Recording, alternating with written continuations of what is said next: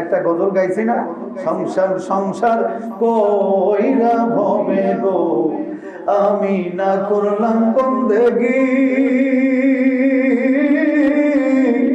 কিভাবে কাটাইবি মনরে কবরের জিন্দেগি রে, ওরে জীবন গোনায় গোনায় গেল রে। কথা বলেন ঠিক কি? ধন সম্পদের মায়ায় পইরা রে চিল্লি না মাওলা রে, ধন সম্পদের মায়ায় পইরা গো ডাকলি না মাওলা রে, কিভাবে কাটাইবি মনরে